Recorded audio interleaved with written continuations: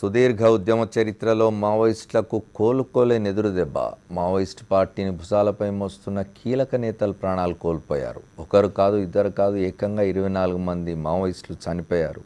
ఆంధ్ర ఒరిస్సా సరిహద్దులో జరిగిన ఈ ఎన్కౌంటర్ దేశవ్యాప్తంగా సంచలనం రేకెత్తించింది.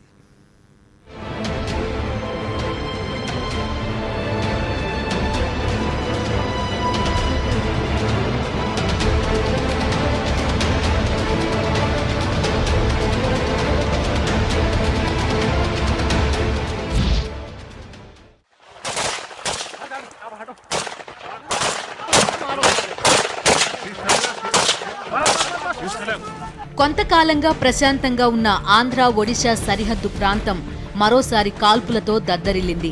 దట్టమైన అడవుల్లో చిక్కగా పరుచుకున్న పచ్చదనం రక్తపు చారికలతో తడిసిపోయింది. మావోయిస్టులు పోలీసుల మధ్య జరిగిన భీకర కాల్పుల్లో నక్సలైట్లకు భారీ ఎదురుదెబ్బ తగిలింది. కీలక నేతలు ఈ ఎన్కౌంటర్లో మరణించారు. గత కొంతకాలంగా స్తబ్దుగా ఉన్న మావోయిస్టులు ఏవోబీలో మళ్లీ బలం పెంచుకునే ప్రయత్నాలు చేస్తున్నారు. ఈ నేపథ్యంలో చిత్రకొండ పనసపుట్టు వద్ద ప్లీనరీ ఏర్పాటు చేసుకున్నారు. ఈ విషయం తెలుసుకున్న పోలీసులు పక్కా ఆపరేషన్ కి ప్లాన్ చేశారు. ఇటీవల జంత్రి అటవీ ప్రాంతంలో లొంగిపోయిన మావోయిస్టుల నుంచి కొంత సమాచారం సేకరించిన ఆంధ్ర ఒడిశా పోలీసులు జాయింట్ ఆపరేషన్ చేపట్టారు. బలిమెల రిజర్వాయర్లోని ఏవోబీ కటాఫ్ ఏరియా జల్లెడపట్టారు. ఈ క్రమంలోనే ప్లీనరీ జరుగుతున్న ప్రాంతంపై పోలీసులు మెరుపుదాడి చేశారు. ఇరు వర్గాల మధ్య హోరాహోరీ పోరు జరిగింది.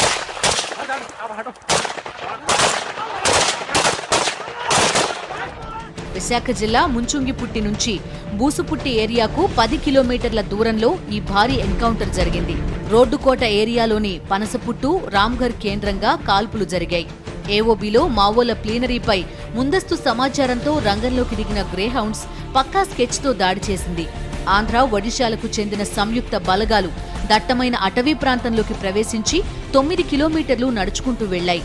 అక్కడ ముందుగా సెల్ ఫోన్ సిగ్నల్స్ ని నిలిపేసి ఆపరేషన్ ప్రారంభించాయి. ప్లీనరీ జరుగుతున్న ప్రాంతాన్ని చుట్టుముట్టిన బలగాలు మావోయిస్టులపై కాల్పులు జరిపాయి.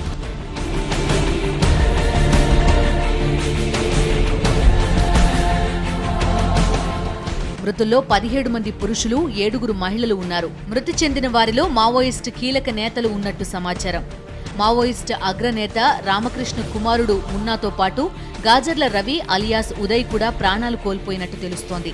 చలపతి, దయ, రాజన్న, బెంగాల్ సుధీర్, అశోక్, మల్లేష్ తదితరులు కూడా ప్రాణాలు కోల్పోయారు. గాజర్ల రవి విశాఖ ఏరియా కార్యదర్శిగా వ్యవహరిస్తున్నాడు.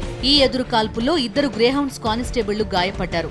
వారిని విశాఖ కేజీహెచ్ కు తరలించి చికిత్స అందించారు.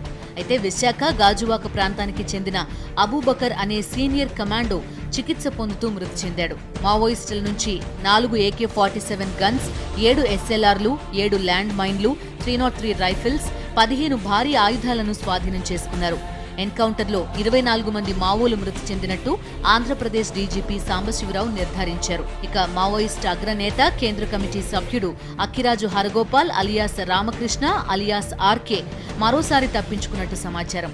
ఇప్పటికి చాలాసార్లు పోలీస్ దాడుల నుంచి తప్పించుకున్న ఆర్కే తాజా దాడి నుంచి సురక్షితంగా తప్పించుకున్నట్టు సమాచారం.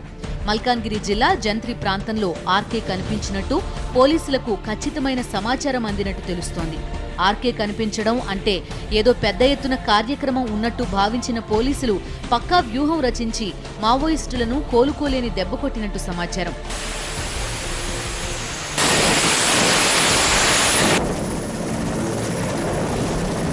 ప్లీనరీలో 50 మంది మావోయిస్టులు పాల్గొన్నట్టు సమాచారం. ఎన్కౌంటర్ పూర్తయిన తర్వాత పోలీసులు చేపట్టిన గాలింపు చర్యల్లో 50 కిట్ బ్యాగ్లు లభించినట్టు తెలుస్తోంది. ఎదురు కాల్పుల్లో 24 మంది మావోలు మరణించగా మిగిలిన వారు తప్పించుకున్నట్టు సమాచారం. వాస్తవానికి ఆంధ్ర ఒడిశా సరిహద్దు ప్రాంతం మావోయిస్టులకు కంచుకోట. చాలా కాలంగా పార్టీ అగ్రనేతలు ఈ ప్రాంతంలోనే సురక్షితంగా ఉన్నారని చెప్తున్నారు. ఆంధ్ర, ఒడిశా, ఛత్తీస్గఢ్ రాష్ట్రాలకు చెందిన మావోయిస్టులు ఎప్పుడు ప్లీనరీ నిర్వహించాలన్నా ఏవోబీనే ఎంచుకుంటారు. అగ్రనేతలు పాల్గొనే ప్లీనరీలకు భద్రత కూడా ఆ స్థాయిలోనే ఉంటుంది. ప్రధానంగా 3 అంచెల భద్రత ఏర్పాటు చేస్తారు. అందులో మందు పాతరల ఏర్పాటు కూడా ఒకటి. కొన్ని కిలోమీటర్ల దూరం నుంచే ఈ భద్రతా ఏర్పాట్లు ఉంటాయి.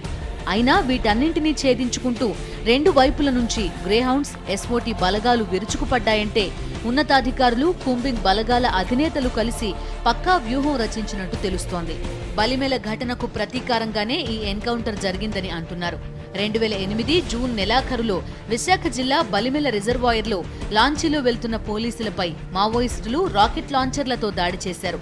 ఈ దాడిలో లాంచీ డ్రైవర్తో పాటు 38 మంది పోలీసులు మరణించారు. మావోలపై పోరాటంలో పోలీసులకు ఇది అతిపెద్ద ఎదురుదెబ్బ. ఈ ఘటనకు ప్రతీకారంగానే తాజా ఎన్కౌంటర్ జరిగిందని అంటున్నారు.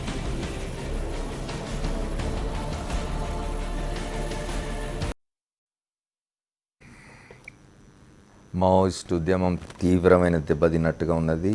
దాని గురించి మాట్లాడుకుందాం. ఒక షార్ట్ బ్రేక్ తీసుకొని వద్దాం.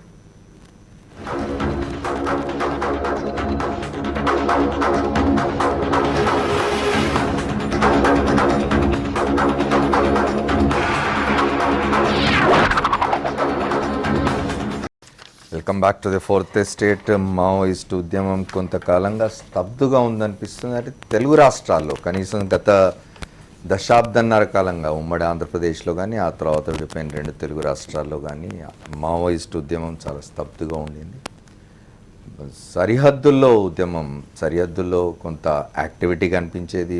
ముఖ్యంగా ఆంధ్ర, ఒరిస్సా సరిహద్దుల్లో, ఛత్తీస్గఢ్ రాష్ట్రంలో మావోయిస్ట్ ఉద్యమం కనిపిస్తూ ఉండింది. కానీ హఠాత్తుగా నిన్న జరిగిన ఆంధ్ర, ఒరిస్సా సరిహద్దుల్లోని ఈ ఎన్కౌంటర్లో 24 మంది మావోయిస్టులు చనిపోవడం అనేది ఉద్యమానికి మరింత తీవ్రమైన విఘాతం కలిగినట్టుగానే భావించాలి. సీనియర్ పాత్రికేయులు, తెలంగాణ టుడే సంపాదకుడు శ్రీనివాసరెడ్డి ఉన్నారు. ఆయన చాలా రిపోర్ట్ చేసినారు ఇట్లాంటి ఎన్కౌంటర్స్ గతంలో. ఆయనతో మాట్లాడదాం. శ్రీనివాసరెడ్డి గారు చెప్పండి, ఇది అంటే కొంతకాలంగా అసలు యాక్టివిటీయే లేదు, మావోయిస్ట్ యాక్టివిటీ తెలుగు రాష్ట్రాల్లో అయితే లేదు. ఇప్పుడు తెలుగు రాష్ట్రాలకు సంబంధించి, ఒక రాష్ట్రానికి సంబంధించి ఆంధ్రప్రదేశ్ సంబంధించిన గ్రేహౌండ్స్ కానీ, ఒరిస్సాలోని ఎస్ఓటీ కానీ కలిసి చేసిన జాయింట్ ఆపరేషన్లో 24 మంది, అందరూ చాలామంది సీనియర్ నాయకులు ఉన్నారంటారు. ఇంక ఇప్పటికీ పేర్లు అయితే అందరివి బయటికి రాలే, 1-2 పేర్లు మాత్రమే వస్తున్నాయి. ఎట్లా చూడాలి దీన్ని, ఇన్సిడెంట్ని? ఇవాళ జరిగిన ఎన్కౌంటర్ని అది ఎట్లా జరిగింది, ఎందుకు జరిగింది అనేది కాకుండా దీని ప్రభావం ఎట్లా ఉంటుందని కనుక చూస్తే దేశం లోపల మావోయిస్ట్ ఉద్యమం మీద చాలా తీవ్రమైన ప్రభావం చూపెట్టే అవకాశం ఉన్నది. ఒకటి, ఎందుకంటే దీంట్లోపల తమ జీవితాలను మొత్తాన్ని ప్రాణత్యాగం మొత్తం అంకితం చేసి విప్లవమే ఒక పంథా అనుకొని పోయినటువంటి చాలా సీనియర్ నాయకులు, చాలా కింది నుంచి వచ్చి ప్రజలతో మమేకమై పెరిగిన వాళ్ళు దీంట్లో చనిపోయినారు. ఎందుకు తీవ్ర ప్రభావం చూపెడుతుంది అనుకుంటున్నామంటే, దక్షిణాది రాష్ట్రాల లోపల ఒక ఛత్తీస్గఢ్ తప్ప తెలంగాణ విప్లవానికి ఒక ప్రతీక అన్నటువంటి తెలంగాణ లోపల ఒక ఆటుకు గురైపోయి స్ట్రాటజిక్ రిట్రీట్గా మేము విత్డ్రా చేసుకుంటున్నాము అని చెప్పేసి వాళ్ళు వెళ్ళిపోయిన క్రమంలో, తర్వాత రాష్ట్రాలు విడిపోయిన తర్వాత ఇప్పుడున్న ప్రస్తుత ఆంధ్రప్రదేశ్ నుంచి కూడా పెద్దగా యాక్టివిటీ లేకుండా మొత్తము వాళ్ళ యాక్టివిటీ అంతా కూడా బేస్ ఏరియాస్ డెవలప్ అంతా కూడా ఛత్తీస్గఢ్ లోపల జరుగుతున్న క్రమం లోపల ఇటువంటి సీనియర్ నాయకత్వాన్ని కోల్పోవడంతో ఒకటి ఏంటి అని అంటే ఉన్న శ్రేణులు కూడా నిరాశకు లోను కావడం అనేది ఒకటి. రెండవది, ఇంత సీనియర్ నాయకులను కూడా పోలీసు వాళ్ళు కొట్టగలిగినారు అని అంటే దానికి ఎంత ప్రిపరేషన్ ఉంటుందా అనేది అదొకటి క్లియర్ కట్గా సొసైటీకి ఒక మెసేజ్ కొడతా ఉన్నాం. ప్లీనరీ మీద దాడి అని కదా చెప్తుంది. ప్లీనరీ మీద దాడియా, అది ఒక దాడి జరుగుతున్నప్పుడు ఎదుర్కొని చంపినారా అనేది ప్రస్తుతం అది ఇమ్మెటీరియల్. అది భారతీయ కమ్యూనిస్ట్ పార్టీ మావోయిస్ట్ పార్టీని ప్రోస్క్రైబ్ చేసి, అంటే దాన్ని బ్యాన్ చేసిన తర్వాత ఇండియన్ గవర్నమెంట్ దాన్ని ఒక శత్రువుగా డిక్లేర్ చేసినట్టే. దాని తర్వాత అది వాళ్ళు మీటింగ్ పెట్టుకున్నప్పుడు ఫైరింగ్ చేసినారా, లేకపోతే కొట్లాడేటప్పుడు ఫైరింగ్ అయిందా, వాళ్ళు మీటింగ్ పెట్టినప్పుడు ఫైర్ చేయొద్దా అనేది మనకి తెలియదు. అక్కడ దాన్ని శత్రువుగానే ట్రీట్ చేస్తూ ఉన్నారు. శత్రువుగా ట్రీట్ చేసినప్పుడు అక్కడ ఫీల్డ్ లోపల ఏం జరిగింది తెలియదు. వాళ్ళ దగ్గర తుపాకులు ఉన్నాయి, వీళ్ళ దగ్గర తుపాకులు ఉన్నాయి. అక్కడ ఎవరు ప్రొవోక్ చేసినారు, ఎట్లా జరిగింది అనేది ఇంకా మనకు అది రాలేదు. అది వస్తుందా రాదా కూడా తెలియదు. కానీ జరిగిన క్రమం ఎటువంటిది అనేది కనుక పక్కకు పెడితే సమాజం లోపల ఇటువంటి విప్లవ రాజకీయాలను నడుపుతున్నటువంటి పార్టీకి చాలా పెద్ద దెబ్బ అని మాత్రం చెప్పవచ్చు. ఎందుకనంటే వాళ్ళ డాక్యుమెంట్ లోపల చూస్తున్నట్టుగానే కనబడితే పట్టణాల లోపల మనం పోలేకపోతున్నాము, కొత్త ఏరియా లోపల చొచ్చుకోలేకపోతున్నాము, ప్రజా సంఘాలు చాలా నిర్వీర్యం అయిపోయినాయి, ప్రజా సంఘాలను మనం చేసుకోవాలి అని చెప్పేసి రాసుకుంటున్న క్రమం లోపల ఇంత సీనియర్ నాయకులు మూమెంట్ను నడిపేటువంటి ఒక దిశానిర్దేశం చేయగలిగినటువంటి సత్తా ఉన్నటువంటి నాయకులు ఇటువంటి వాటిలో చనిపోవడంతో చాలా పెద్ద దెబ్బ పడుతుంది. అంటే ఒక క్వాలిటేటివ్ ఇన్పుట్ అనేది లేకుండా పోయింది ఇప్పుడు పార్టీ. గత 2-3 దశాబ్దాల క్రితం చూసినట్టయితే తెలంగాణ లోపల, ఇదే నార్త్ తెలంగాణ లోపల విప్లవానికి ప్రతీక, ఇది విప్లవానికి ఒక ఎగ్జాంపుల్ అని చెప్పబడినటువంటి నార్త్ తెలంగాణలో లేకుండా పోయింది. కానీ ఇప్పుడున్న మూమెంట్ అంతా బిల్డప్ అయింది కూడా ఈ నార్త్ తెలంగాణ నుంచే బిల్డప్ అవ్వకుండా వచ్చింది. కొండపల్లి సీతారామయ్య గారు 1980 లోపల అప్పుడు పీపుల్స్ వార్ ఫామ్ చేసినప్పటి నుంచి కూడా ఇదే దండకారణ్యానికి గోదావరిలోకి కొంతమందిని టీమ్స్ను పంపి అది రిట్రీట్ జోన్గా మారుతుంది. ఇది యుద్ధభూమిగా ఉన్నప్పుడు రాజ్యం కనుక మన మీద అటాక్స్ ఎక్కువ చేస్తే తీవ్రతరమైనప్పుడు, రిప్రెషన్ తీవ్రతరమైనప్పుడు మాకు ఒక రిట్రీట్ జోన్ ఉండాలని దండకారణ్యం అప్పుడు ఒక 7-8 స్క్వాడ్స్ను పంపినట్టుగా రాసుకున్నారు. హిస్టరీ ఇది. పరిణామక్రమం లోపల ఆ 1980 లోపల పార్టీ ఫామ్ అయినప్పటి నుంచి ఇప్పటి వరకు ఇంత పెద్ద దెబ్బ ఎప్పుడు తగలలేదు. అంటే ఇండివిజువల్గా ఒక లీడర్, ఆజాద్ అటువంటి పెద్ద లీడర్ కానీ ఇంకా అంటే సంఖ్యాపరంగా ఎక్కువ మంది కానీ గతంలో ముఖ్యులు చాలా మంది పోయినారు కదా. ముఖ్యులు పోయినప్పటికి కూడా విప్లవం అనేది కొంత, విప్లవ పార్టీ అనేది కొంత ఒక విధమైనటువంటి ప్రోగ్రెసివ్ మూడ్లో ఉండింది అది. ఇప్పుడు యూ హ్యావ్ టు సీ ఈ పర్టికులర్ ఎన్కౌంటర్ని మనం ఎట్లా చూడాలనంటే జరుగుతున్న పార్టీ అనేది చాలా కొంచెం క్లిష్ట పరిస్థితులలో ఉన్నట్టుగా కనబడుతూ ఉంది. ఎందుకనంటే మైదాన ప్రాంతాల లోపల చొచ్చుకోలేకపోతున్నది, ఉన్న అరణ్య ప్రాంతాల లోపల, అటవీ ప్రాంతాల లోపల ఉన్న ఏరియా తగ్గుతున్నది, పోలీసు కొంత గవర్నమెంటల్ ఏజెన్సీస్ కొంత చొచ్చుకుపోతున్న క్రమం లోపల ఈ టైం లోపల ఇప్పుడు ఇటువంటి ఎన్కౌంటర్ జరగడము, అగ్రశ్రేణి నాయకత్వము, అంటే ఒక నాయకుడు ఒక 10 మందిని ఇన్స్పైర్ చేయగలిగినటువంటి నాయకులు ఏదో గాజర్ల ఆయన వాళ్ళు పోవడం అనేది చాలా పెద్ద దెబ్బ తగులుతుంది. రైట్ మ్యామ్, మిగతా మిత్రులతో కూడా మాట్లాడదాం. ఒకసారి నారాయణరావు గారితో మాట్లాడండి. నారాయణరావు గారు చెప్పండి, ఇప్పుడు స్టేట్ అంటే బ్యాన్ చేయడం అంటే మావోయిస్ట్ పార్టీని బ్యాన్ చేయడం అంటేనే స్టేట్ ఎనిమిగా డిక్లేర్ చేయడం కదా. అట్లాంటప్పుడు ఎట్లా జరిగింది? వీళ్ళు పోయి దాడి చేసి చంపారా, నిద్రపోతున్న వాళ్ళని పట్టుకొచ్చి చంపారా, ఇంకోటి చేశారా అట్లా పెడితే ఇలా మావోయిస్ట్ మూమెంట్ వీక్ అయిపోతున్నది. తర్వాత కౌంటర్ ఇంటెలిజెన్స్ పెరిగింది బాగా, తర్వాత వాళ్ళ సమాచారం చాలా వేగంగా ప్రభుత్వాలకు తెలుస్తున్నది. ఇట్లాంటి సమయాల్లో తెలుగు రాష్ట్రాల్లో దాదాపుగా యాక్టివిటీ లేదు, ఉన్నదల్లా ఏఓబిలో కానీ ఛత్తీస్గఢ్ లాంటి స్టేట్స్లో కానీ ఉన్నది. ఈ ఎన్కౌంటర్ మరి ఎట్లా దీన్ని మీరు అనలైజ్ చేస్తారు? శ్రీనివాస్ రెడ్డి గారు అన్నట్టు ఇది ఒక పెద్ద అంటే మేజర్ జోల్ట్. అంటే ఎక్కువ మంది చనిపోయిన విషయమే మనం పరిగణలోకి తీసుకోవాలన్నట్టు అంటున్నారు. కానీ పౌరకుల సంఘంగా మేము ఎప్పుడైనా సరే ఈ యొక్క ప్రజాస్వామిక విధానం లోపల అంత డీప్ ఫారెస్ట్కి పోయి గ్రేనెడ్స్ బలగాలు మన జ్యూరిడిక్షన్ దాటిపోయి అట్లా కాల్చివేయడం అనేది ప్రజాస్వామ్యానికి విరుద్ధమని మేము మాట్లాడుతాం. ఇప్పటి వరకు కూడా ఏ బూటకపు శృతి సాగర్ నుంచి చూసుకుంటే కూడా అన్ని బూటకపు ఎన్కౌంటర్లు అవుతున్నాయి. తెలంగాణ ప్రజాస్వామిక వేదిక అనేది ఒక 371 సంఘాలతో ఏర్పడుకు శృతి సాగర్ల ఎన్కౌంటరు కారణమైంది. చర్చల టైం చూడండి, చర్చల టైంలో శంకరన్ లాంటి, పొత్తూరు వెంకటేశ్వర లాంటి మేధావులందరూ చాలా కాలం కన్సర్న్ సిటిజన్స్ అది పెట్టేసేసి ఒక 6 నెలల పాటు ఒక శాంతి వాతావరణాన్ని తెలంగాణ ప్రాంతంలో, ఉమ్మడి ఆంధ్రప్రదేశ్ ప్రాంతంలో తీసుకురాగలిగారు. ఇవన్నీ కూడా అప్పుడు ఏదో పార్టీ బలంగా ఉందనో లేకపోతే వాళ్ళు బలంగా ఉన్నారో అని కాదు, ఒక ప్రజాస్వామిక విధానాలు మేధావుల నుంచి వచ్చినటువంటి ప్రెజర్ తోటి వైఎస్ రాజశేఖర రెడ్డి గారే చర్చలు కొనసాగించారు. అంటే ఇవన్నీ కూడా ఏదైనా సరే ఒక మూమెంట్ బలంగా ఉందా లేదా అన్నది మనం అనలైజ్ చేసుకోవడమా లేకపోతే వాళ్ళు చేస్తారన్నది మనం చెప్పలేం, పౌరకుల సంఘం కూడా మనం చెప్పలేం. కానీ ఏంటంటే ఇప్పుడు ఒక ప్రోగ్రెసివ్ మూమెంట్ అనేది ప్రజలకు ఒక ఆకాంక్షగా లేకపోతే ఒక విశ్వాసంగా పనిచేస్తుంది అనేది ఉత్తర తెలంగాణ లోపల కానీ, లేకపోతే ఇప్పుడు దేశవ్యాప్తంగా ఉన్నటువంటి ఎంసీసీ తోటి, పార్టీ యూనిటీ తోటి ఈ మావోయిస్ట్ పార్టీకి పీపుల్స్ వారు కలిసిపోయి ఒక మావోయిస్ట్ పార్టీకి ఏర్పడిన తర్వాత ఒక ప్రజా ఉద్యమాలకు కావచ్చు ఎవరికైనా సరే ఒక విశ్వాసాన్ని ఇచ్చింది. ఆ విశ్వాసం కోసం వాళ్ళు పోరాటం చేస్తున్నారు. ఆ పోరాటం చేసే క్రమంలో కూడా ఏవైతే ప్రభుత్వాలు ఒక ప్రజాస్వామ్యబద్ధంగా వ్యవహరించాలో అది వ్యవహరించడం లేదనేది పూవర్తి ఎన్కౌంటర్ కావచ్చు, శృతి సాగర్ ఎన్కౌంటర్ కావచ్చు, ఆజాద్ ఎన్కౌంటర్ కావచ్చు, ఎన్ని ఎన్కౌంటర్లలో చాలామంది ఇక్కడ ఉన్న పెద్ద పెద్ద వాళ్ళందరికీ కూడా స్పష్టంగా ఉంది. ఈ బూటకపు ఎన్కౌంటర్లు ఖండించాలని చెప్పి బూటకపు ఎన్కౌంటర్లు వ్యతిరేక పోరాట కమిటీలు ఏర్పడ్డాయి. అటువంటి స్థితి నుంచి ఇప్పుడు మనం ఈ ఎన్కౌంటర్ చూడడం లోపల ఒక ప్రజాస్వామిక విలువలతో కట్టుబడి ఉండాల్సిన ప్రభుత్వాలు, ముఖ్యంగా చంద్రబాబు నాయుడు లాంటి వాళ్ళు, అతను గద్దెనెక్కేటప్పుడే నల్లమల్లో ఎన్కౌంటర్ చేసి గద్దెనెక్కింది. తర్వాత శేషాచలం ఎన్కౌంటర్లో 20 మందిని కూలీలను చంపేసిండ్రు. అదే విధానం ఇప్పుడు అసలు వాళ్ళను ఉన్నారని తెలిసిన వెంటనే అంత డీఫారెస్ట్ వెళ్ళినప్పుడు ఇంకా ఎక్కువ బలగలతో పోయి వాళ్ళను కనీసం పట్టుకునే ప్రయత్నం చేయాలన్నది అసలు అక్కడికి పోవాల్సిన అవసరమే లేదు. ఎందుకంటే గ్రేడ్స్ బలగాలు ఆంధ్రప్రదేశ్కి కానీ తెలంగాణ కానీ చెందినాయి. అవి మొన్న పూవర్తి ఎన్కౌంటర్లో కూడా ఇదే గ్రేహాండ్స్ బలగాలు పార్టిసిపేట్ చేసినాయి. అప్పుడు వరప్రసాద్ అనే ఒక కమాండెంట్ కూడా చనిపోయింది. అది కూడా పూవర్తి అనేది ఛత్తీస్గఢ్ దాంట్లో ఉంది.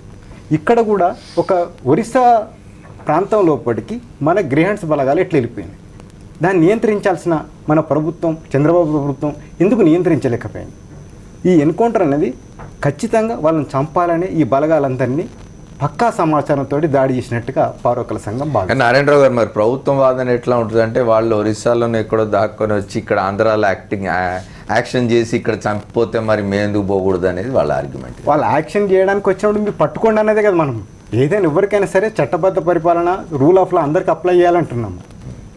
ఇక్కడ లాస్ట్ మీరు చూసినట్టయితే 1.5 డికేడ్స్లో సివిల్ సొసైటీ యొక్క స్పందన అనేది తగ్గింది అనిపిస్తున్నది. నిజమేనా? ఎందుకు? దానికి కారణం ఏంటి?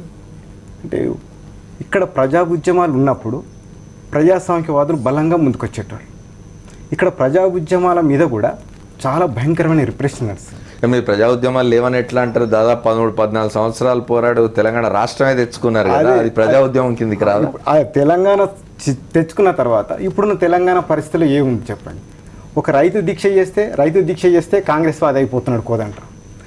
లేదంటే ఒక్క చిన్న మీరు ఇట్లా కాదు ఒక ప్రజాస్వామ్య బద్ధంగా ఉండండి అంటే 18 మంది మినిస్టర్లు ఏకధాటిగా కోదండరాం మీద దాడి చేస్తున్నారు.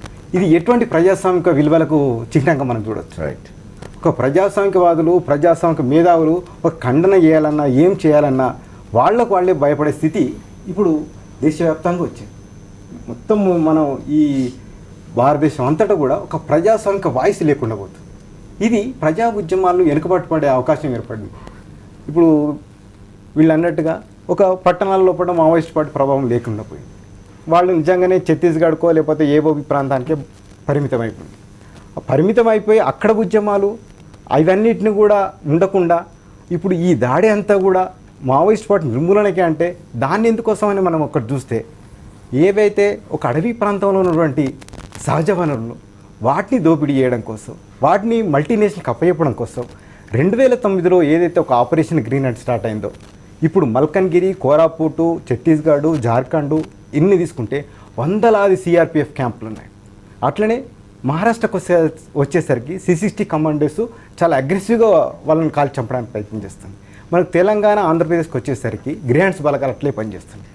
మళ్ళీ ఇప్పుడు SOG ఇవన్నీ కూడా ఈ ప్రత్యేక బలగాలన్నింటిని కూడా కేవలం ఈ మావోయిస్ట్ ఉద్యమాన్ని అంటే ఖచ్చితంగా నిర్మూలించడానికో దాడి చేయడానికో ప్రయత్నం చేస్తున్నాం.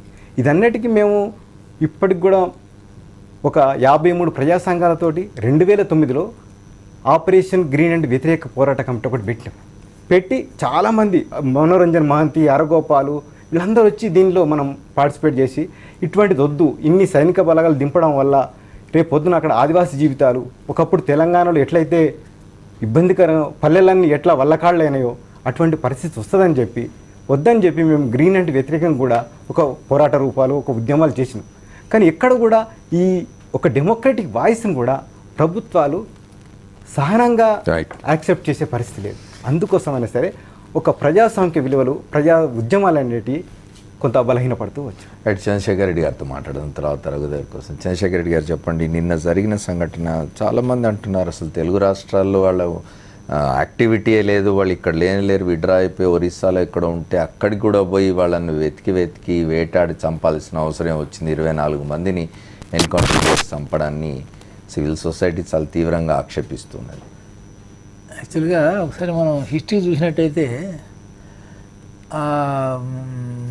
ఏఓబి ఏరియా ఏదైతుందో అక్కడ నేను యాక్చువల్గా ఆ ఏరియాలో పనిచేశాను 89-90లో SP Visakhapatnam.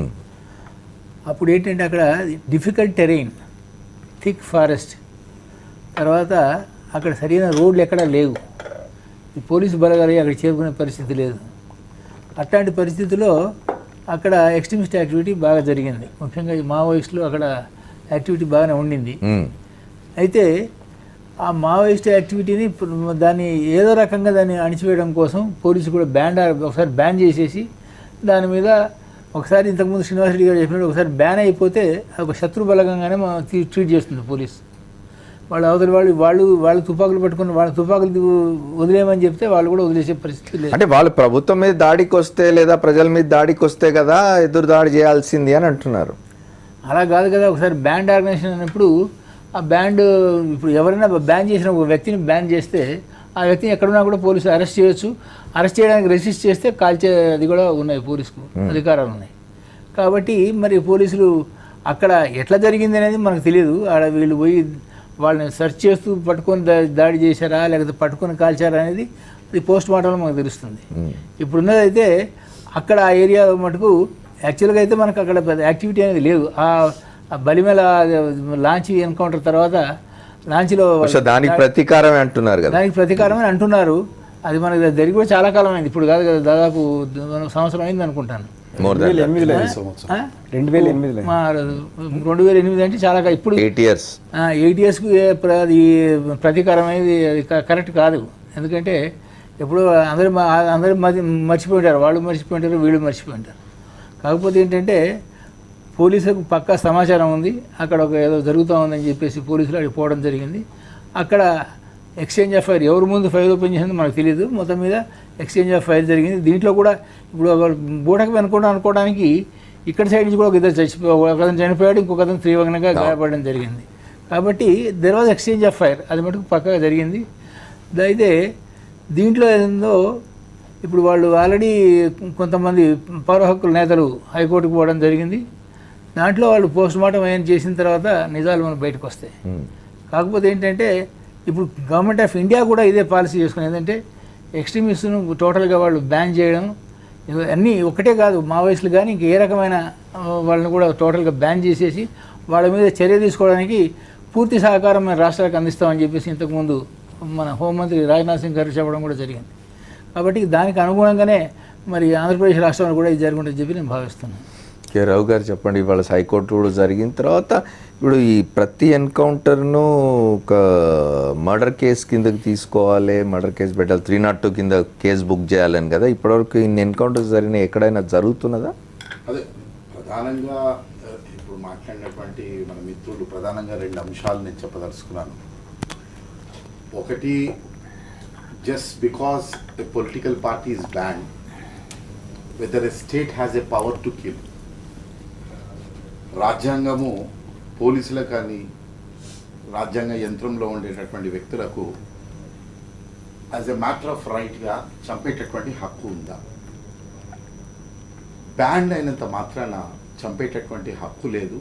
And they have to follow A due process of law. That is the constitutionalism. రాజ్యము అంటే ప్రతీకార చర్య తీసుకుంటాను కాబట్టి, నువ్వు ఈ రాజ్యాంగాన్ని నమ్మవు కాబట్టి నేను నిన్ను చంపుతాను, కక్ష సాధింపు చర్య చేస్తాను అనేటటువంటిది ఇది this is not a state. ఒక వెల్ఫేర్ స్టేట్లో దీనికి స్థానం లేదు. There is no space at all, number 1. Number 2, ఇంకోటి చాలా చాలా స్పష్టంగా ఒకటి అర్థం చేసుకోవాల్సింది ఏంటంటే, ఈరోజు ఇంత పెద్ద ఎత్తున సంఘటన జరగడము సరే, ఆ వ్యూహాలు వాళ్ళ పార్టీ మావోయిస్ట్ పార్టీకి జరిగినటువంటి నష్టాల గురించి నేను ఆ అనాలిసిస్లోకి నేను పోదలుచుకోలేదు. కానీ ఒకటి, ఈ ప్రభుత్వాలు కానీ ఈ పోలీస్ ఆఫీసర్స్ వీళ్ళందరూ రాజ్యాంగం మీద ప్రమాణం చేసి మేము చట్టబద్ధ పాలన చేస్తాము, రాజ్యాంగానికి వ్యతిరేకంగా పోము, జీవించే హక్కులు మేము కాపాడుతామని చెప్పి మాట్లాడినటువంటి వ్యక్తులు ఈరోజు ఎందుకు ఈ రకంగా చేస్తున్నారనేది ప్రధానమైన అంశం. దాంట్లో మనం చూసుకుంటే ఒకటి, అనేకమైనటువంటి రిపోర్ట్స్ గతంలో కూడా the naxalism is not a law and order problem, it is a socio economic and political problem అని చెప్పి దాదాపుగా ప్రభుత్వంలో పనిచేసినటువంటి అనేక మంది బ్యూరోక్రాట్స్ కానీ వాళ్ళు ఇచ్చినటువంటి రిపోర్ట్స్ ఉన్నాయి. ఈరోజు మాట్లాడుతున్నట్టున్నారు because it's a banned organisation, చంపేటటువంటి హక్కు ఉంది and the state cannot take it as a granted as a enemy. Srinivas Reddy గారు ఇంతకుముందు అన్నారు enemy, the state has no such a right at all. ఎనిమీగా చూడడానికి వీలేదు. They have to scrupulously follow the criminal procedure code. ఎక్కడ కూడా ఏ చట్టంలో band ఆర్గనైజేషన్ని చంపేటటువంటి హక్కు ఇవ్వలేదు రాజ్యాంగం. అందుకే మీరు కాన్స్టిట్యూషనల్ బెంచ్ ఆఫ్ ధర్మాసనం, ఇది ఎంతో కాలం కాదు, జస్ట్ 2009లో వచ్చినటువంటి తీర్పు, in all encounter cases you have to register 302 IPC అనేటటువంటి తీర్పు 5 మెంబర్స్ ఆఫ్ జడ్జి ఇచ్చినారు. ఆ తీర్పు ఇచ్చిన తర్వాత ఎన్కౌంటర్లు ఆగిపోయినాయి మన రాష్ట్రంలో. 3 నెలల వరకు ఎన్కౌంటర్లు లేవు.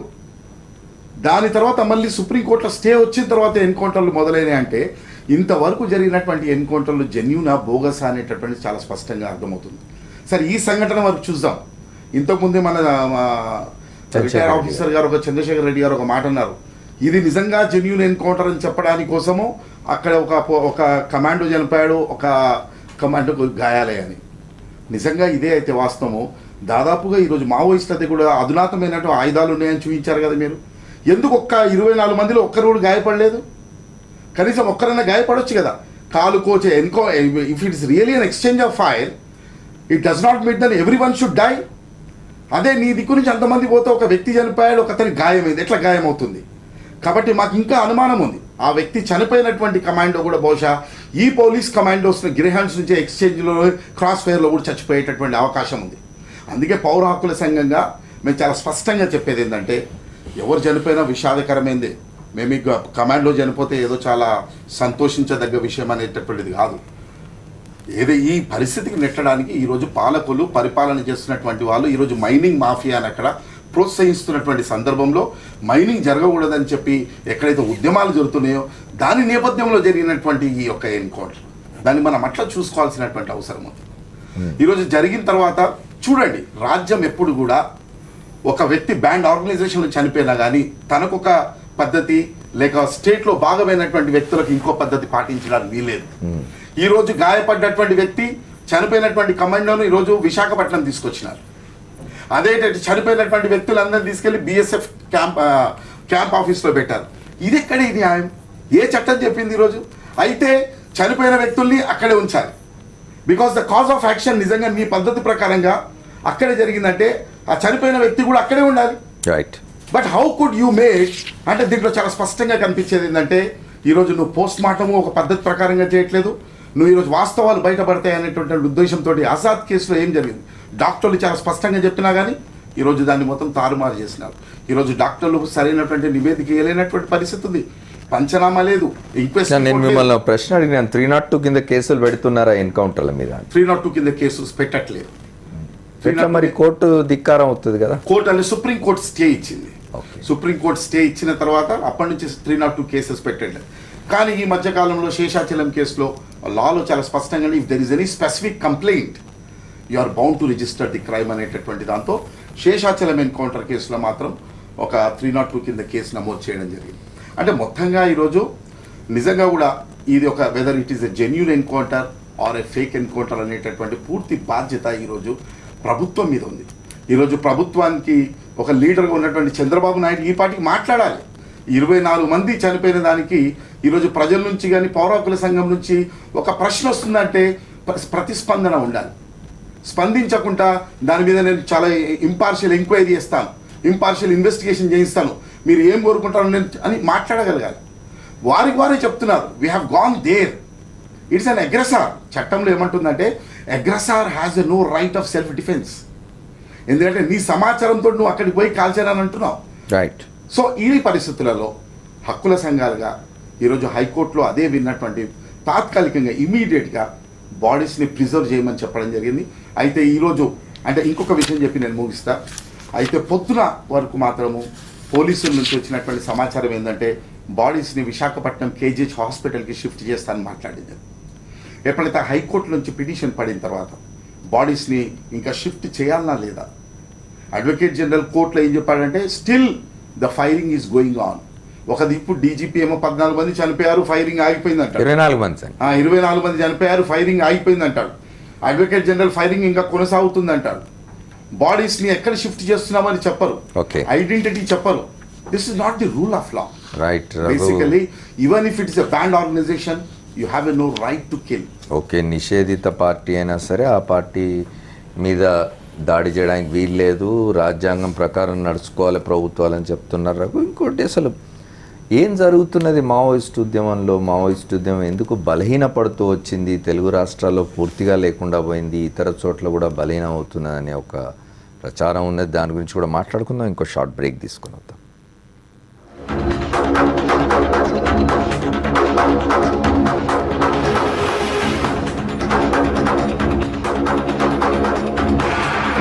ఫోర్త్ ఎస్టేట్ మనం ఏఓబిలో జరిగిన ఎన్కౌంటర్ గురించి మాట్లాడుకుంటున్నాం. మావోయిస్ట్ ఉద్యమానికి తీవ్రమైన నష్టమే జరిగింది. 24 మంది, అందులో చాలామంది సీనియర్ నాయకులు ఉన్నారని చెప్తున్నారు. ఇప్పటికే చాలా నష్టపోయిన మావోయిస్ట్ ఉద్యమం తెలుగు రాష్ట్రాల్లో అయితే అసలు ఇంకా పుంజుకోవడం లేదు, మళ్ళీ యాక్టివిటీ కనిపించడం లేదని చెప్తున్న తరుణంలో జరిగిన ఈ సంఘటన గురించి మాట్లాడుకుంటున్నాం. శ్రీనివాస్ రెడ్డి గారు చెప్పండి. ఇది నేను సంఘటన మీద రకరకాల అభిప్రాయాలు ఉన్నవి.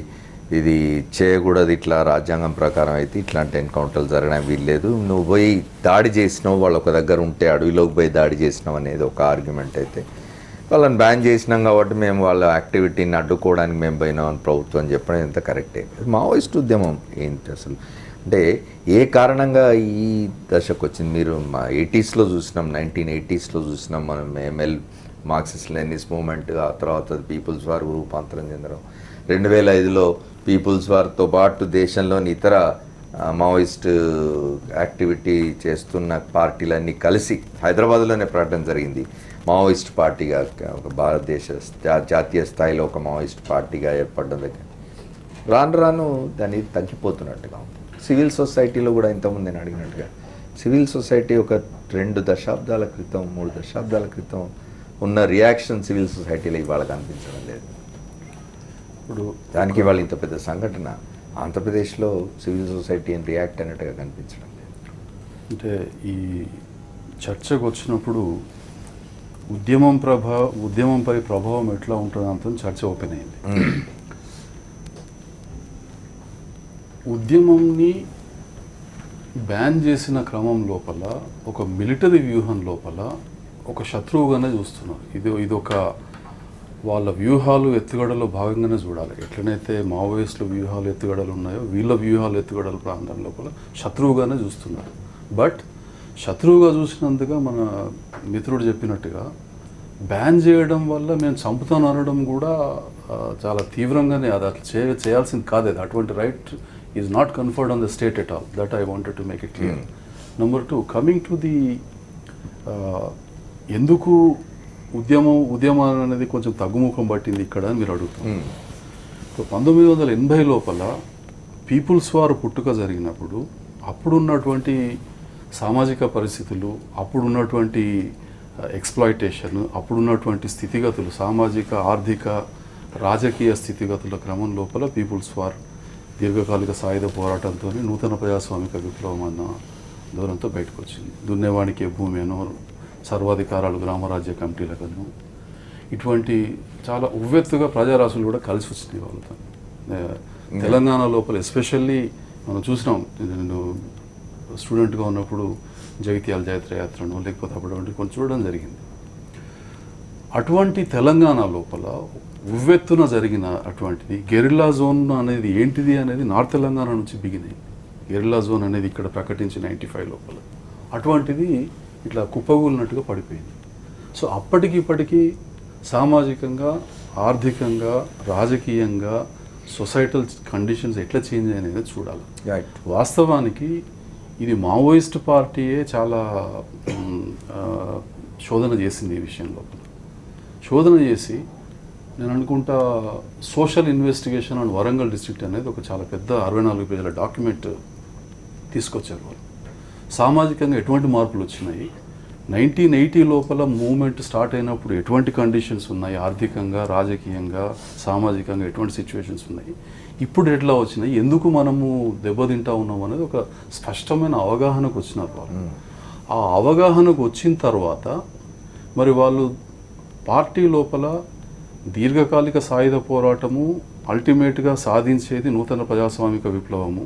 ఈ దీర్ఘకాలిక సాయుధ పోరాటం ద్వారానే పోతాము అన్నది అయితే ఒకటి ప్రస్ఫుటంగా కనబడుతున్నది. వాళ్ళు పందా ఏం మారినట్టుగా అయితే కనబడటం లేదు. కానీ బయట నుంచి మనం చూస్తే అంటే కొంతవరకు ఇటు పోలీసు వాళ్ళు అటువంటి చూస్తే అనుసరిస్తున్నటువంటి మిలిటరీ వ్యూహాలు చూసినా, ఆపరేషన్ గ్రీన్ హంట్ కానివ్వండి, వాళ్ళు ఉన్నదంటారు వీళ్ళు లేదంటారు, ఎట్లా ఉన్నా కానీ వాళ్ళ మిలిటరీ వ్యూహాలు, రాజ్యం మిలిటరీ వ్యూహము, వీళ్ళ మిలిటరీ వ్యూహాలు కనుక పక్కకు పెడితే ఎక్కడైతే సోషల్ ఎక్స్ప్లాయిటేషన్ జరుగుతున్నదో అక్కడ మేము ఉన్నాము అని చెప్పేసి చెప్తాము, పోరాడుతున్నాము అని చెప్తున్నారు.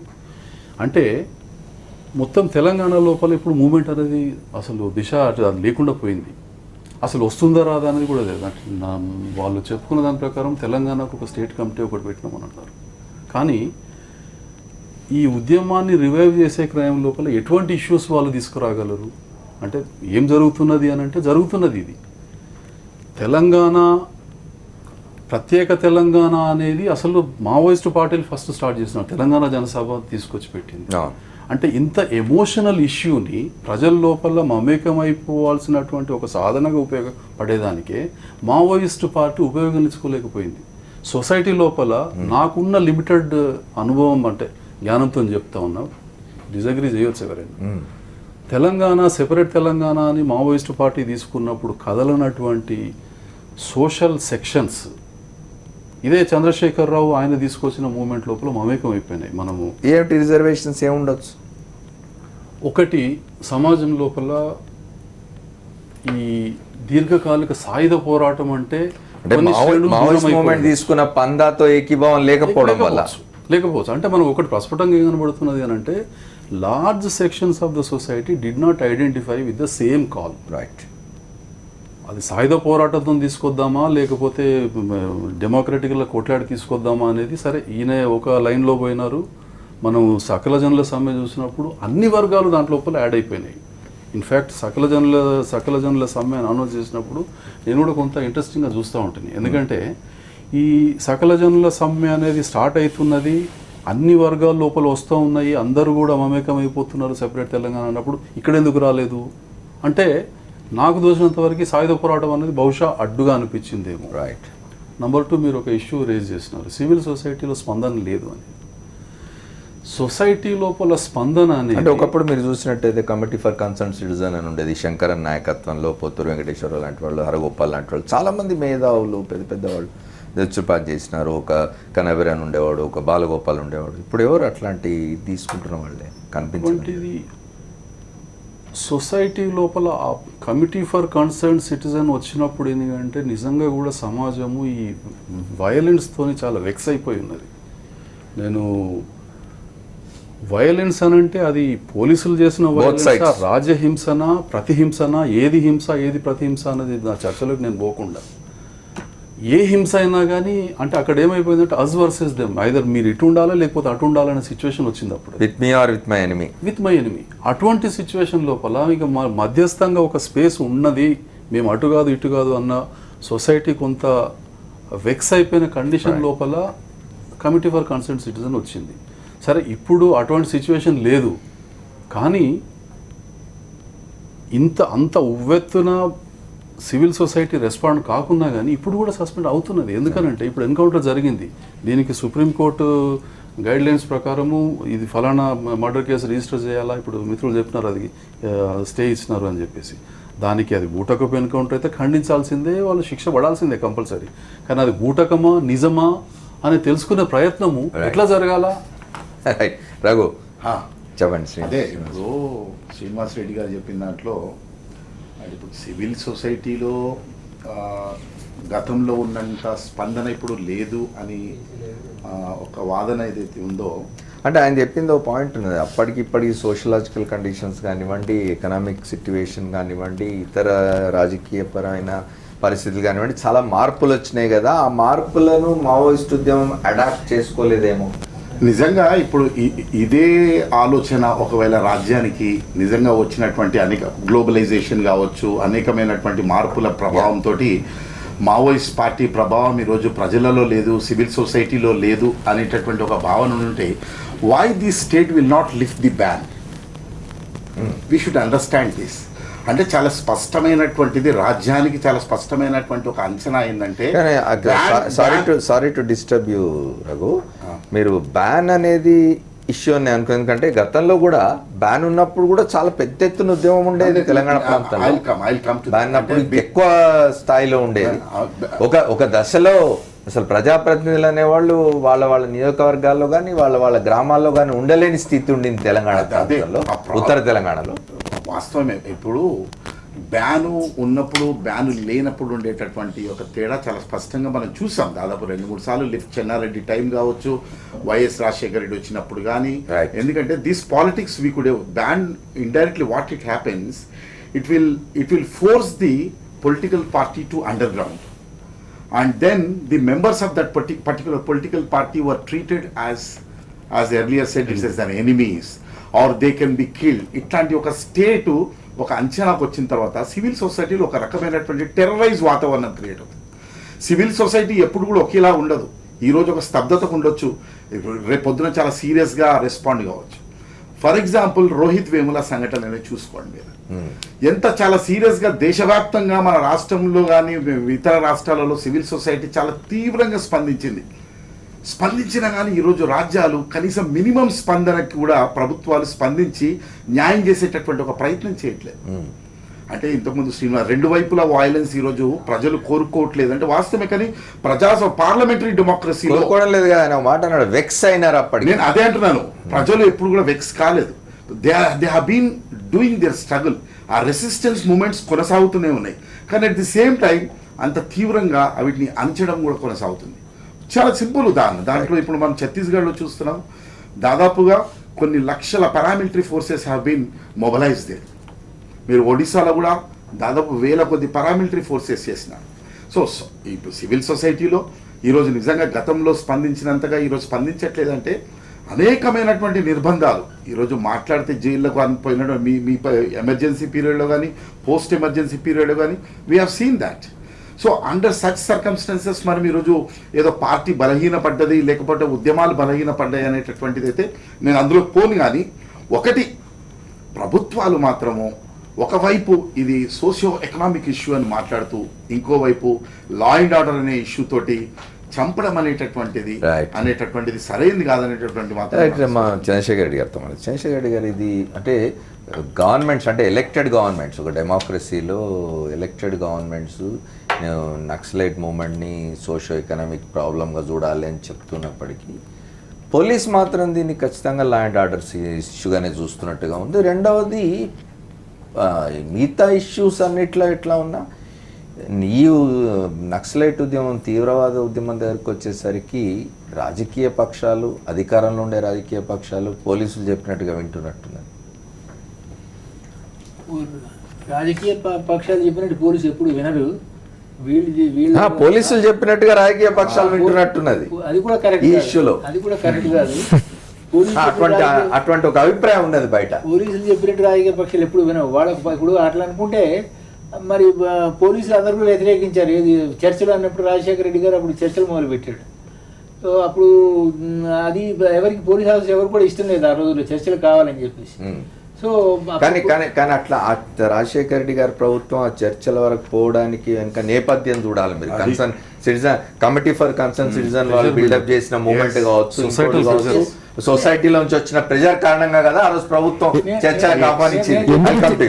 చర్చలు చేయడం తప్పని నేను అంటే చర్చలు చేయడం కరెక్ట్, చాలా మంచిది కూడా. నా పర్సనల్ ఒపీనియన్ అది. పోలీస్ అధికారులు వ్యతిరేకించారు అంటున్నాను. అప్పుడు అంటే మీరు చెప్తున్నారు ఏంటంటే పోలీస్ అధికారులు పాలిటిషియన్ ఇన్ఫ్లుయెన్స్ చేసి వాళ్ళ దారిలోకి తెచ్చుకుంటారని చెప్పేసి మీరు అన్నారు. అది కరెక్ట్ కాదని చెప్తున్నాను. అభిప్రాయం ఉన్నది బయట, అది ఉండొచ్చు అభిప్రాయం, ఎవరి అభిప్రాయం వాళ్ళకి ఉంటాయి. కానీ అప్పుడు ఏంటంటే ఎప్పుడు కూడా వాళ్ళ ఒక దిశానిర్దేశం అక్కడి నుంచి వస్తుంది పొలిటికల్ హెడ్స్ నుంచి.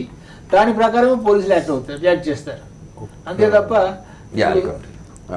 అప్పుడు వాళ్ళు ఎన్కౌంటర్స్ ఆఫ్ చేయండి మీరు పోవద్దు అని అంటే ఏ పోలీసు వాళ్ళు వాళ్ళ ప్రాణ రిస్క్ సందర్భాలు చూసినాం కదా. మనం ఎన్టీఆర్ గవర్నమెంట్ లో చూసినాం, రాజశేఖర రెడ్డి గారి గవర్నమెంట్ లో చూసినాం, చెన్నారెడ్డి గారి గవర్నమెంట్ లో చూసినాం. చెన్నారెడ్డి గారి ప్రభుత్వంలో అయితే 89లో ఆయన చాలా ఫ్రీ ఇది ఇచ్చినారు కదా. అదే అప్పుడు ఫ్రీ ఇచ్చేసరికి ఏమైంది, అప్పుడు కొంచెం యాక్టివిటీ బాగా పెరిగేసరికి మన వాళ్ళే వెనక్కిపోయినారు. అది కూడా స్ట్రాటజీలో భాగంగా జరిగిందని చెప్తారు కదా.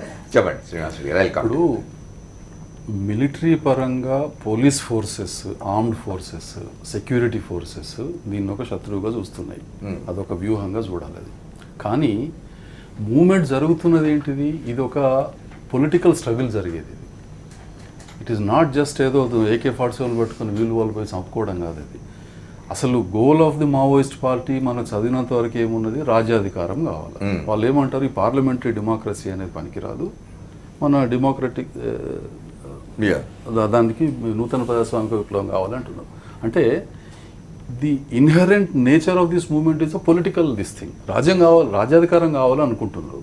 రాజ్యాధికారం కావాలని అనుకుంటున్నప్పుడు ఇది ఒక రాజకీయంగా, ఇప్పుడు మనము వీళ్ళ పొలిటికల్ రెజల్యూషన్ పార్లమెంటరీ డెమోక్రసీ వైపు అయిన మావోయిస్ట్ ఉద్యమాలు నేపాల్ లాంటి దేశంలో ఏం జరిగింది మనం చూసి ఎట్లా ఉన్నా కానీ ప్రస్తుతం భారతదేశం లోపల జరుగుతున్నటువంటి ఈ పోరు రాజ్యాధికారం కోసం అనేది పక్కాది 100% అది. సో అటువంటప్పుడు ఆన్ అ పొలిటికల్ ప్లేన్ ఈ పొలిటికల్ లెవెల్ లోపల దానికి ఆన్సర్ రావట్లేదు. ఫర్ ఎగ్జాంపుల్ మావోయిస్టులు మైనింగ్ రైట్స్, దాని తర్వాత ఆదివాసీల రైట్స్ గురించి పోరాడుతున్నామని.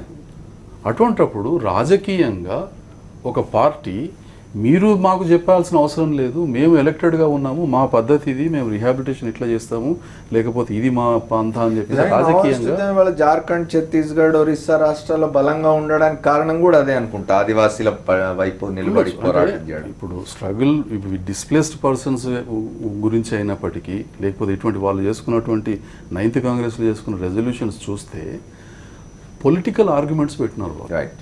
అంటే లెట్ అస్ ఫర్గెట్ అబౌట్ ఈ ఎన్కౌంటర్ లోపల ఇది ముందా, బూటకమా, హింసన, ప్రతిహింసన పక్కకు పెడితే దేశం లోపల ఈ కాన్ఫ్లిక్ట్ ఏదైతే జరుగుతున్నదో ఆ కాన్ఫ్లిక్ట్ లోపల చూస్తే ఒకటేమో J&K కాన్ఫ్లిక్ట్ జరుగుతున్నది, ఇంకొకటేమో నార్త్ ఈస్ట్ లోపల ఉన్నది, ఒకటేమో ఇస్లామిస్ట్ ఫండమెంటలిజం ఉన్నది, ఇంకొకటేమో మావోయిస్ట్ మూవ్మెంట్ ఉన్నది. మన భారతదేశంలో 4 మేజర్. ఈ దీంట్లోపల ఆ మూడిటి కాకుండా ఇది ఒకటి స్పెసిఫిక్గా ఒక రాజ్యాధికారం కోసం కొట్లాడుతున్నాం అన్నారు. So present day political parties నుంచి on a political plane there is no answer. It is sought to be answered through the military level. That is why confusion వస్తాం. నారాయణరావు గారు మీరేం చెప్తారు? వెల్కమ్ టు సమయం తక్కువ బ్రీఫ్. ఇప్పుడు శ్రీనివాసరెడ్డి గారు చెప్పినట్టు ఎక్కడైనా కాన్ఫ్లిక్ట్ ఉండొచ్చు, కానీ ఏంటంటే స్టేట్ మాత్రం డెమోక్రటిక్గానే వ్యవహరించాలి. అది వ్యవహరించకపోతే అవి ఎప్పుడైనా సరే, ఇప్పుడు వాళ్ళ బలం లేకపోవచ్చు, తర్వాత పుంజుకోవచ్చు, మళ్ళీ దాడులు చేయవచ్చు. కానీ ఏంటంటే స్టేట్ అనేది ఎలక్టెడ్ కాబట్టి ఎలక్టెడ్ డెమోక్రసీ లోపల అది న్యాయబద్ధంగా, చట్టబద్ధంగా ఉండాలని చెప్పి పౌరకుల సంఘం భావిస్తుంది. ఇప్పుడు ఇంతకుముందు ఒక మాట అనుకున్నాం, వైఎస్ రాజశేఖర రెడ్డి కానీ చెన్నారెడ్డి గారు కానీ చర్చలు లేకపోతే ఒకటి చేద్దామన్నారు. పోలీస్ అధికారులు ఎందుకు చర్చలు వ్యతిరేకించాలి?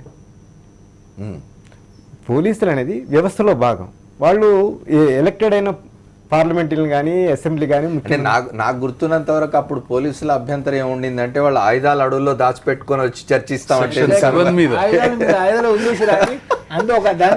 ఆయుధాలు తెచ్చి సరెండర్ చేస్తే చర్చిద్దాం కానీ ఆయుధాలు అడవులు దాచుకొని వస్తే ఎందుకు చర్చించాలి అనే అభ్యంతరం పోలీస్ టాప్ బాసెస్ నుంచి వచ్చింది. అప్పుడు నాకు రిపోర్ట్ చేసినాం మనం. చర్చలు అనేది ఒక రాజకీయ సొల్యూషన్ లాగా జరిగినాయి. రైట్. దాని తర్వాత ఈ సెక్షన్ 7 తుపాకులు, హింస, ఇదంతా డైవర్ట్ అయిపోయింది. Political will not military.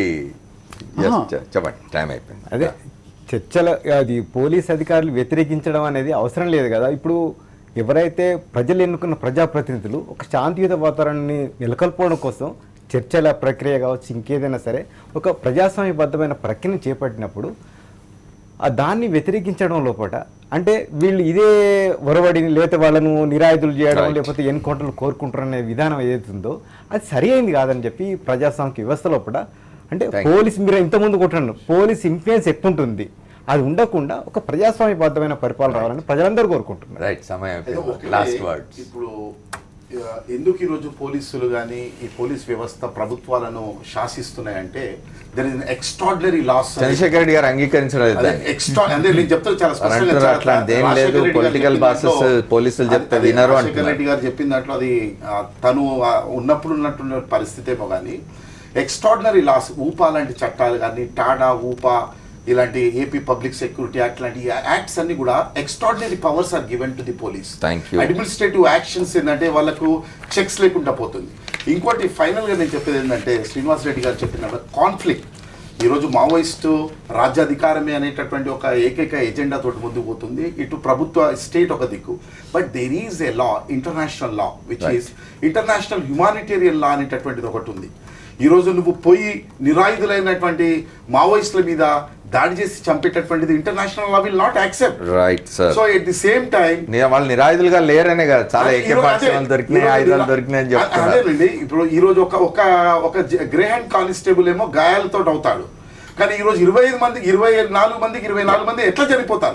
ఈ ప్రశ్నకి ఈ రోజు పోలీసులు కానీ గ్రే హ్యాండ్ కానీ ప్రభుత్వం చెప్పాలి, జవాబు చెప్పాల్సిన అవసరం ఉంది. ఆంధ్రప్రదేశ్ ప్రభుత్వం దీనికి తప్పనిసరిగా జవాబు చెప్పాల్సి ఉంటుంది.